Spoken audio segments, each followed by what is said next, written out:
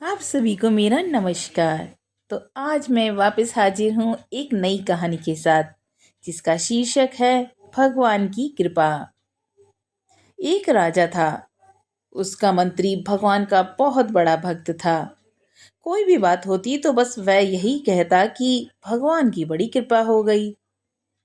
एक दिन क्या हुआ कि राजा के बेटे की मृत्यु हो गई, और मृत्यु का समाचार सुनते ही मंत्री जैसे हमेशा बोलता था, उसके मुंह से निकल गया कि भगवान की बड़ी कृपा हो गई। यह बात राजा को बहुत बुरी लगी, पर वह चुप रहा। कुछ दिनों बाद राजा की पत्नी की भी मृत्यु हो गई।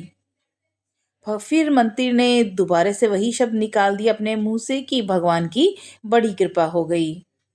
इस बार भी राजा को बहुत भयंकर गुस्सा आया, लेकिन वह चुप रहे।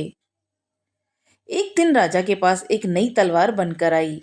राजा तलवार की धार को जांच रहे थे कि उनकी उंगली कट गई। मंत्री उनके पास ही खड़ा था।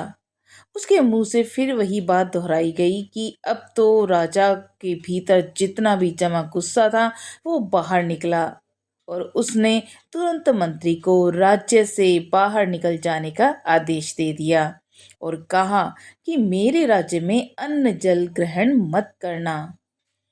मंत्री बोला कि भगवान की बड़ी कृपा हो गई। मंत्री अपने घर भी नहीं गया और साथ में कोई वस्तु भी नहीं ली, और राज्य के बाहर निकल गया। कुछ दिनों की बात है कि कुछ दिन बाद राजा अपने साथियों के साथ शिकार खेलने वन को गया, और वहां पर जंगल में उसको एक डाकुओं का बड़ा सा दल मिला। उस दिन क्या है कि काली देवी की पूजा हो रही थी, और उन डाकुओं को एक मनुष्य की बलि देनी थी।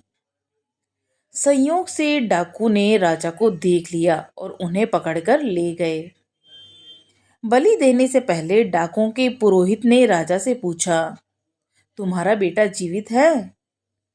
राजा बोला, नहीं, वह मर गया।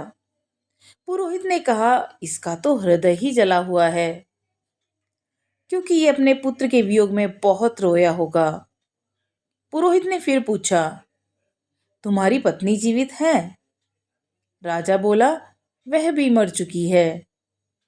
पुरोहित ने कहा कि यह तो आधे अंग का है, अतः बलि देने योग्य नहीं है, परंतु हो सकता है कि यह मरने के भय से झूठ बोल रहा हो।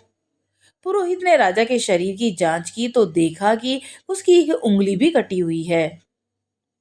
पुरोहित बोला, अरे, इसका तो अंग भंग है, बलि के योग्य नहीं है, अतः इसे छोड़ दो। इस तरह डाकुओं ने राजा को छोड़ दिया। राजा ने नगर लौटते ही अपने आदमियों को आज्ञा दी कि हमारा मंत्री जहां भी हो उसको तुरंत वापस लेकर आओ, क्योंकि अब राजा की को यह बात समझ में आ गई थी कि जो कुछ भी होता है भले के लिए ही होता है, और उस भलाई में ईश्वर की कृपा छुपी होती है। तो ऐसी होती है हमारे भगवान की हम पर कृपा। तो जो होता है हमारे बहुत भले के लिए ही होता है। तो इसके साथ ही इस कहानी को यहीं विराम देते हैं। मिलते हैं नई कहानी के साथ, तब तक के लिए नमस्कार।